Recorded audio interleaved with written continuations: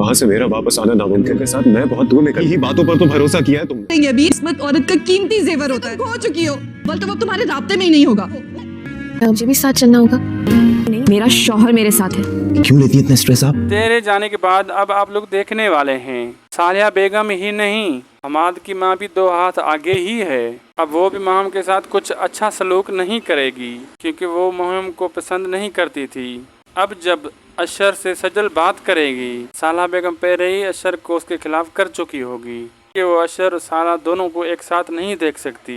लेकिन अब बहुत जल्द उमैर फरीजा से मोहब्बत करने लगेगा, उससे शादी करने वाला होगा कि उसे पता चलेगा ये तो सज्जल की नंद है। उसके बाद सारी हकीकत उनके घर में खुल जाएगी कि सज्जल पहले ही उमैर से मोहब्बत करती थी। उसके बाद सज्जल और अशर का रिश्ता खराब हो जाएगा।